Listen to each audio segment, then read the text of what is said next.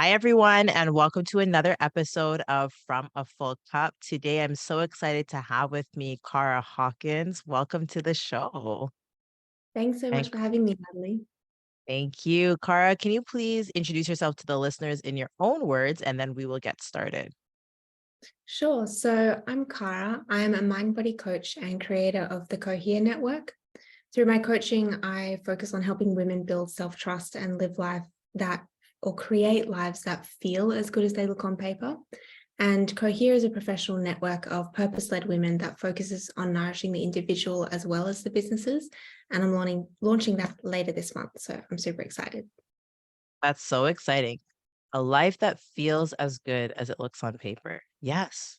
Yes. Why not? Right? Because so many people have really good looking papers, really good credentials.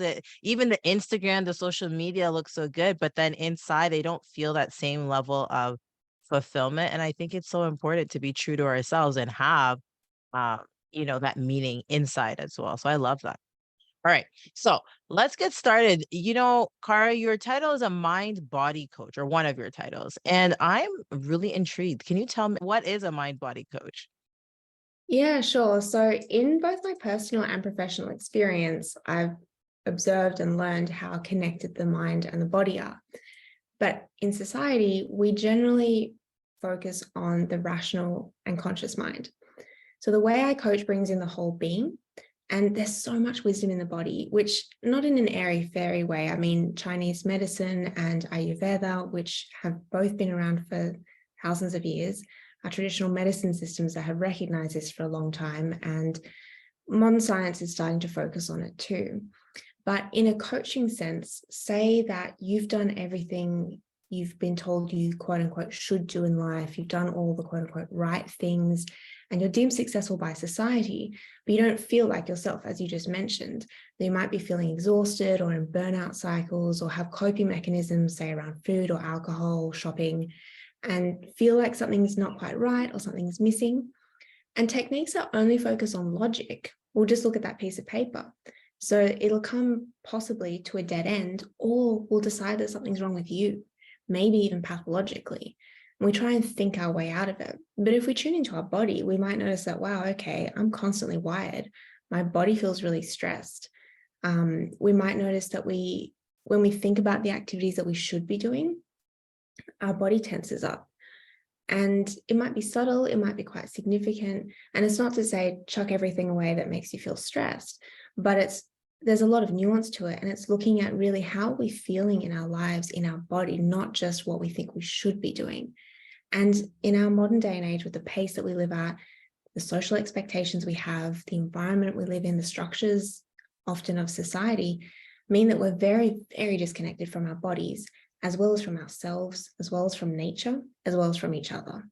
So the first step is coming back to ourselves is reconnecting with the body. Because when we're connected to who we are, we have more self-trust, we have more self-confidence, we have less concern about external shoulds. And usually we make choices that are good for us, not from a place of greed or trauma, but that feel really good. And most of the time, as humans, we find meaning through creativity or helping other people.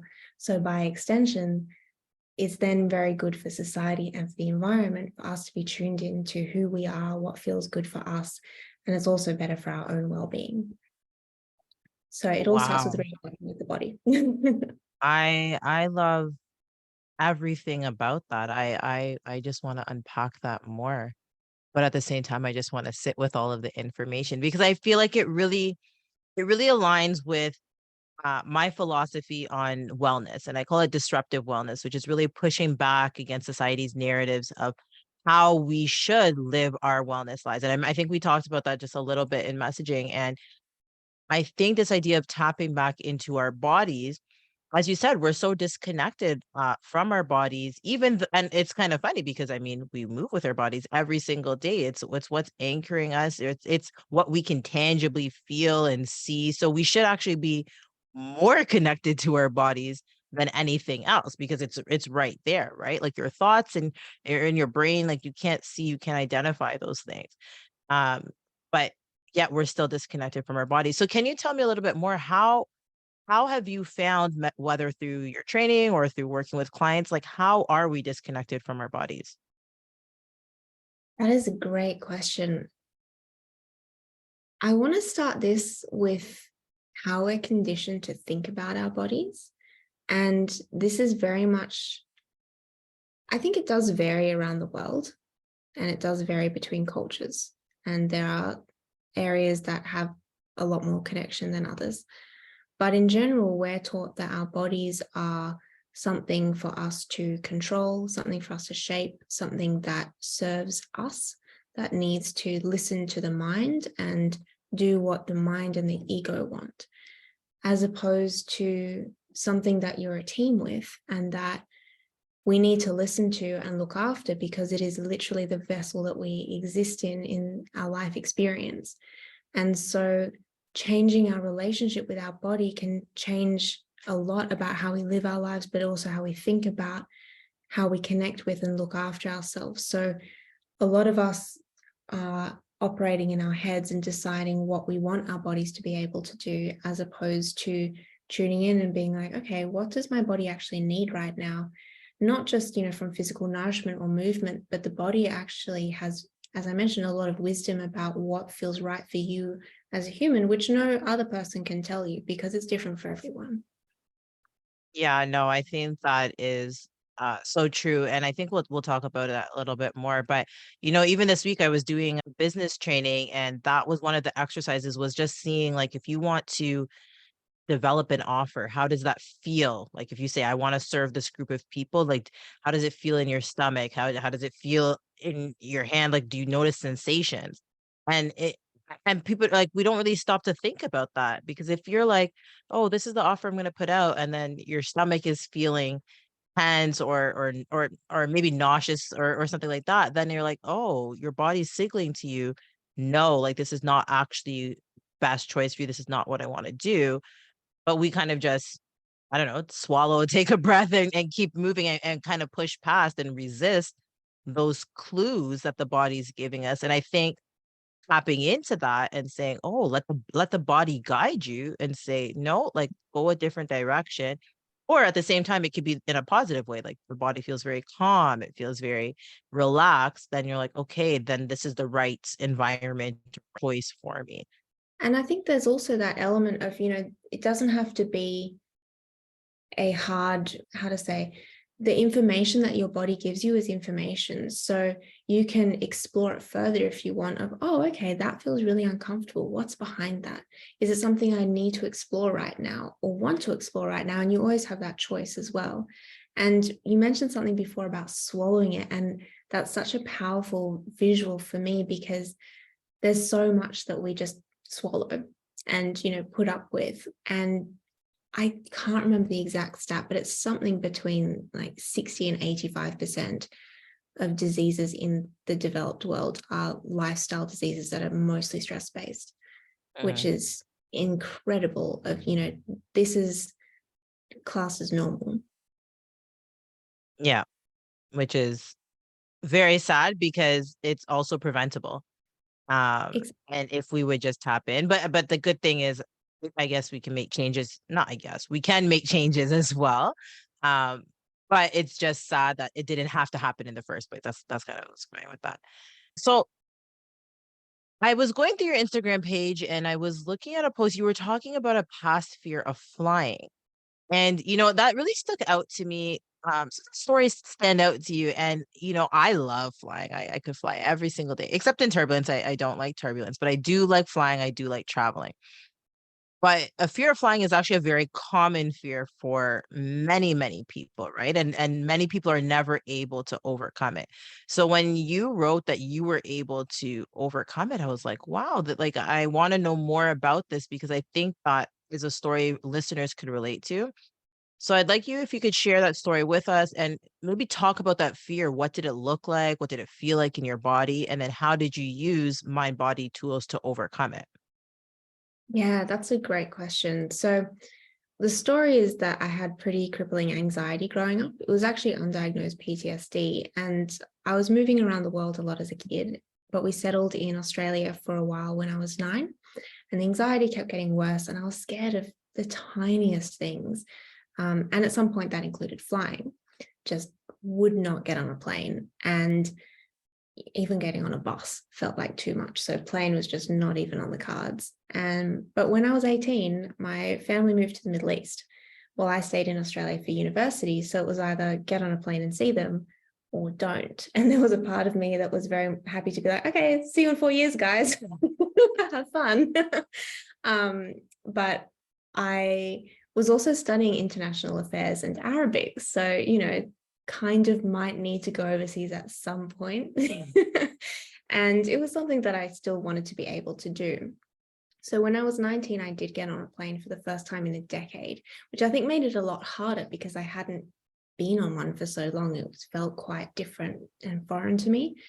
But it also wasn't just one plane. It was 2 10-hour back-to-back flights, plus another third one on top of that, with my brother, which was very lovely. He put up with me clenching his arm every time there was turbulence. And that was sort of the start of me being able to fly again.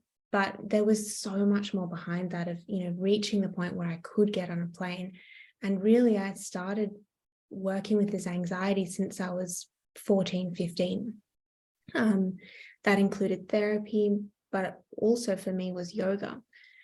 And I started yoga to deal with the anxiety. And it wasn't just, turn up to your sweaty vinyasa class once a week, although, they can be great in different contexts, but it was very much the yoga as a whole. So there are 8 limbs in yoga. I won't go into them, but essentially the practice helped me connect with my body, create some kind of safety inside myself, and notice how stress was affecting my body, because I was, again, so disconnected from it. I didn't notice, doing these things or eating these things make me feel really wired. And then learning, okay, these are some techniques that can calm me down, and that also gaining the confidence that I can do that for myself. That was big. And the other side is on the mind, where I was able to notice, okay, I have thoughts that are scared. I have thoughts that are very critical. I have thoughts that are spiraling, but they're not all of me. They're not all consuming. Sometimes they were, but I knew that I, in some cases, had the ability to step back from them, which was also life-changing. And it's not something that, happened overnight. As I said, I've been working on this for 4 or 5 years before I could even step on a plane again. And even then it was not fun, but it was these small building blocks that led me towards that. And I think, understanding your stress responses, being able to bring a lot of compassion to yourself for building that inner safety in yourself, and then being able to distinguish between you and the fearful thoughts in the mind, which then also fuel the body, were some really, really helpful techniques. And that meant that, the year after I got on a plane, I went on exchange to Abu Dhabi, which had been, again, not even in my realm of reality before that. And the year after that, I moved to Amman in Jordan, independently, to immerse myself in the suburbs and talk to people and get to know the culture and the language better. And I went on 24 planes that year, which was not a good environmental choice, but it was, again, this thing, I was able to keep building on it and do things that really excited me because I was able to manage that fear. Yeah, that's from not going on a plane for 10 years to then going on 24 planes in um a year, short period of time, is really shows the power of the transformation. And I think that that's very encouraging to listeners, right? Because sometimes you feel like you've had this fear for so long and you're never going to be able to get over it. But like your story is a perfect example of, you take it one step at a time. And maybe you wouldn't have been able to do those 24 flights right away, but it just takes doing that first flight first. And what I think is really important, though, is that you had to prepare yourself for the flight. It wasn't that just one day you got up and you're like, okay, I'm packing up, I'm going to go see my family, and I'm getting on the flight and I'm just doing it. Sometimes, and I think there's a little bit of a difference between fear and anxiety. And so anxiety can be really crippling and it's like debilitating. So it's not so easy to just make the decision to just get up and go. You really do have to work through some things.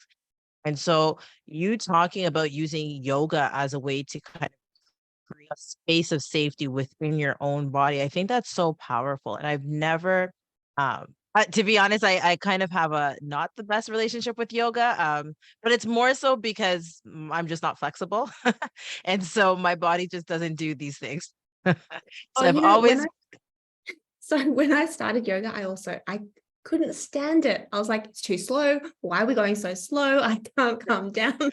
And I even when I was doing my teacher training, like 10 years into doing yoga, I was still not very flexible. I'm just not naturally flexible. And my teacher was like, it's okay because you'll over time, very slowly get more flexible, but you understand what it feels like to not be flexible. So you'll be able to teach those people in a different way because you understand where it was. So it was just those things that have helped me reframe that relationship because there are these impressions that you got to love it and you got to be super flexible. That was not my journey. Well, that's good to know. So maybe there's hope for me. The listeners will see. We'll see if it happens. But nonetheless, just understanding that yoga can be a tool that people use again to connect with their bodies. I've just never really thought about it in that way. So it's actually helping me open my mind to maybe more possibilities of yoga, and other benefits for it. And again, just kind of finding ways that you, as you said, prepared yourself for that experience. And then even when you went on the experience, it's not like you were like, yay, I'm gonna fly all the time now. You still had to work through it more and more. But it's all about growth, and it's about having that openness to grow and the mindset and the willingness to say, okay, I'm uncomfortable, but I'm going to push past the discomfort a little bit because what I want on the other side of it, which in this case was to see your family, it is worth more. So I think that's a really good example for for the listeners and just for everyone to understand that sometimes you do put yourself in situations where you little bit by little bit build yourself to a place of safety, but safety is important. I think safety is, I Yeah. really that word, um, is sticking with me from what you said. So safety is important, and, anxiety can be a very complex emotion to navigate, and I think it's very hard for people who don't have anxiety to understand what it's like, right? To put yourself in the shoes of someone who does. But for those who do have anxiety, what are some practical ways that people can start to deal with it? And how do they even identify that they have anxiety? Yeah, look, that's a really great question. I work with a lot of people who do have anxiety, but I always say that when it's something like anxiety, or especially if it's diagnosed, then definitely work with a qualified therapist. The mind body tools and techniques are super important and they're very helpful. And I've worked with a number of psychologists as well as clients because what I offer is different, but it's also complementary. So the therapy is really helpful and the mind body tools can go alongside it. In terms of identifying it, we look at, again, the mind and the body. So if we start to notice the mind, how fast is it going? Is it in the past, the present, the future? Anxiety is usually future focused. Is there an inner critic giving you a really hard time? Are there pressures and expectations that you're putting on yourself? And just beginning to notice what are the stories that you're playing to yourself in your mind. This is not at all like tools to diagnose yourself that needs a proper diagnosis, but just starting to be aware of what is my am I hypervigilant, what are my levels of worry and stress as well. And then looking at the body is tuning into how is it feeling, and we can do an exercise on that soon, but just noticing, okay, how tense am I feeling, how wired am I, how on, or how relaxed do I feel? And you can play and experiment with things like gentle yoga, walking outside, long, deep exhales, and just notice the difference that this makes on your body. I think that self-awareness, but also just how you feel in yourself. If something's off, then and you can feel it. And that's when you can also reach out for help. Yeah, I think that's great. And I love what you said because I think therapy and coaching, they go hand in hand because I think one is more practical, right? Like I think coaching is giving you practical tools that you can use to help you, but therapy is helping you work through things from a maybe from the mindset perspective, and diagnosis is important as well. And it's I always talk about this, but having a team of professionals that can care for you in different ways. So it's not one or the other, but they can be complementary. You might need them at different points of time in your journey, but just the same way how we have you might have a doctor, you might have a nutritionist, you might have a therapist, you might have a banker, you might have someone handling your estate. It's just different people that can help you care for your life and care for your well-being. So everybody has something different to offer, and it's always good to just inquire, right? Like even if you're not sure, somebody might not be sure if they should work with you, but they can just send you a message and say, "Hey, like I'm this is what I'm experiencing. Are your services something that can support me? Yes or no?" Sometimes like just reach out and ask, because um Mhm. people who are in the service industry, especially people who are in anything wellness related, they want to help. Right. So if they can help, they will help. And if they can't, they'll tell you and they'll try to point you in the right direction, is what I have found a lot of the time. And for someone who is feeling disconnected from their body, what is one thing, if they could only do one thing, what's one thing that they could do to come back to themselves? Mm. It would be just tune in this moment. How's your body feeling? We want to start small. The body holds a lot of wisdom, as I mentioned, but it can also hold a lot of emotion, which can be a lot. You don't want to necessarily open all that up in one go. So take it slow. And we can do a really, really short exercise if you like right now. Sure. Yeah. Okay. So don't do this if you're driving, operating heavy machinery, have knives or anything sharp around. Like, make sure you're safe to relax if you're going to do this along with us. But what we want to do is just come into a comfortable seated posture. Close down the eyes if you feel comfortable, or just relax the gaze and relax your shoulders. Notice your breath and see if you can begin to lengthen and deepen your exhales, just allowing the inhales to happen by themselves. Relaxing the face and the jaw and the muscles around and behind the eyes. Relaxing the belly, the hips and the thighs. And just allowing your whole body to soften and relax on every exhale. Observing where your mind is at, if it's busy, if it's in the future, and whether if on every out breath you can begin to gather all those many points of awareness and bring them into your body and into this moment. Every exhale softens and deepens your awareness in this moment. And just checking in on how your body's feeling, just noticing and observing without judgments, just being curious, coming with a sense of compassion, and seeing, is there anything that you can do for your body in this moment for the rest of the day that will make it feel 1% more calm or more comfortable? Noticing if there's anything that comes back from that. And then when you're ready, you can gently open your eyes and come back to the present moment. Oh, that was great. I didn't want to come back actually. I was like, no, because I'm noticing things. I'm like, oh yeah, my lower back is actually feeling like a bit tense. My feet are feeling hot. So I'm like, okay, what's something I can do? I can take off my socks, just little things, right? But I Yeah. hadn't stopped to think about, I just hadn't thought about it.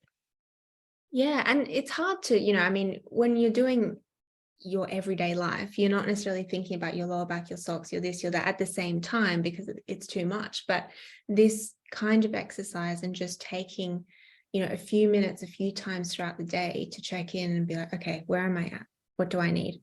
Focus on that. Okay, now we keep going. So that you're breaking up the day a little bit, but you're still learning to have that connection to your body. And over time, it also builds a bit more awareness. So if something is off, you might notice it a bit earlier too. Yeah, I think this is fantastic for me because I think your process is very similar, but I think of things from the mindset perspective, and I think I've been disconnecting the body. And so this is really helping me to realize, no, I need to integrate the body and center the body more in even my own wellness practices. But I have learned a lot here. And um, if someone they're curious about how they can use these mind body tools to support their wellness and their mindset, because it's all connected, but they might feel they might feel hesitant, or they might feel unsure. Sometimes people think it's like woo woo or whatever. What would you say to them? What would you say to them? Yeah, that's a really good question. I think there are probably four things that you want to keep in mind when you're starting with this.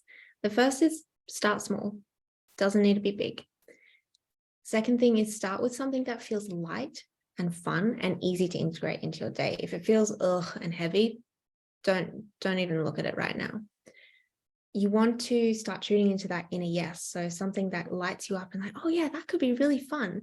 This is also an exercise in building self-trust and learning to tune into, oh, what does my body say? Where is that inner yes? So go with what feels good. The third thing is, and I think this is really important in any industry, but stay away from fads, quick fixes, hugely expensive trademark techniques or products, or anything that sounds excessively complicated, because the most effective things, especially for the foundations, are very simple and very accessible. And the last thing is, if you do choose to work with someone, make sure it's someone that you feel a level of trust and comfort with. So if you feel pressured by them to commit or to do particular things, or if you just don't feel like you gel, that's okay. Find someone that you can feel safe with, because your relationship with your practitioner is so key to how effective your outcomes are. Yeah, no, that those are really great tips. Again, coming back to that word of safety. And Mm. Cara, before we close on the show, one of the primary aims is to encourage women to prioritize their well-being, to pour back into themselves, to honor their needs, and just to have more open conversations about wellness journeys. As a wellness coach myself, and I mostly support solopreneurs, I see a lot of nuanced experiences that entrepreneurs are going through. And sometimes it can be a lot, and people feel like they're all alone in these experiences, but it's not true. And so I want to ask you, as an entrepreneur yourself, have you ever experienced challenges that have affected your well-being? And if so, can you share one strategy that has helped you? Yeah, absolutely. So I always try and emphasize that, while I have come far in my own personal journey, I still live this every day. There's no end point where you sit on top of a hill like, yes, I reached it. I'm this, I'm here. We like to think of everything as linear in the West. It's not. It's very cyclical. We're nature, nature's cyclical. And so giving yourself a break for this, where it's an evolution, it's this constant expansion and contraction, but at the same time, there's a deepening of wisdom the whole way along. So I fall down myself, but I try and learn each time. I often spend too much time in my head, or I'm not resting enough. And I need to pull myself back and reconnect and keep examining the the conditioning that might be creating these outcomes, or what I'm doing or not doing. So I think the strategy is really giving yourself permission to be human, giving yourself permission to have a break. Being a human is amazing. We have such incredible capacity for love and for kindness, for what our brains can do, but we also have a body and a spirit that need nourishing, and we sometimes forget that. And what you said about being alone or feeling alone in the journey, I think has been quite significant and something that I've found over time. And has been a key driver of why I created the Cohere Network, because I've seen so many other women in the same situation, and being able to come together and find community, whatever that looks like for you, giving yourself a break, letting yourself be human, let yourself make mistakes, and find that supportive community, I think goes a long way to creating a much more enjoyable and healthy journey in entrepreneurship. Yeah, I couldn't have said it better. And again, there's all these words that are sticking with me, but one is examine, explore. So I think it plays to curiosity. You have to be curious about what your body is telling you, and curious just about the experiences you're going through, and just dig a little deeper, and try to connect dots, and just say why, right? Like, just ask, why is this happening? Why is this coming up for me? And give yourself self-compassion and realize, like, it's okay. Whatever I'm feeling is okay. Whatever I'm Yeah, feeling is okay. and having a lot of compassion for yourself in knowing that the progress is not linear. So if we go back to the Mm, flying example, it wasn't like, okay, now I'm fine with flying. I go out on 24 planes. A few years later, I went to the US and I was still quite anxious about flying. I didn't love it. I had tools and techniques, but I didn't enjoy it. And on my way back, I was at a stopover in San Francisco and I decided that I was like, okay, my focus is going to be I'm going to find a chocolate chip cookie and I'm going to be okay. And I mhm, wandered so far throughout the airport that I was out of the zone where they were calling my name for having missed the flight because of in my anxiety, I'd misread the time of my mhm. flight. I missed a transatlantic flight because I was looking for a chocolate chip cookie. Because I was trying to manage my inner state. And so Mhm. it was, I could laugh at it. It wasn't fun at the time, but it was also this thing of, okay, well, I can still continue growing and working. It's not like, okay, now it's all good. There's always this maintenance, there's always this growth, and there's always these other layers. So if you do fall back in whatever way, I mean, again, it's like coming back to, let yourself be human and let yourself grow in cycles.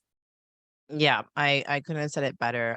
This has been such a fantastic conversation because so many things that you've talked about are just things I truly believe, and you've brought up new things that I haven't considered before. So I can't wait to just go back and listen to this conversation because I myself am learning. So this has been great. And Cara, I just want to this is, your time. I want you to tell the listeners how they can find you, how they can learn more about what you offer. So please go ahead and promote yourself. Oh, sure. Thank you. So, yeah, you can find me at Kara E. Hawkins with a K on Instagram or at cohere.network. And also, the website is www.karahawkins.com.au. And I'm launching this network at the end of the month, which I'm really excited about. And it's online, so it's international because I've had an international upbringing and I love bringing people together from across the world. So, looking after ourselves as well as supporting our businesses. Which is so exciting. And so all of those links will be in the show notes. So please go check them out and go follow Cara. And I know that you are going to learn and grow and just be supported in your journey.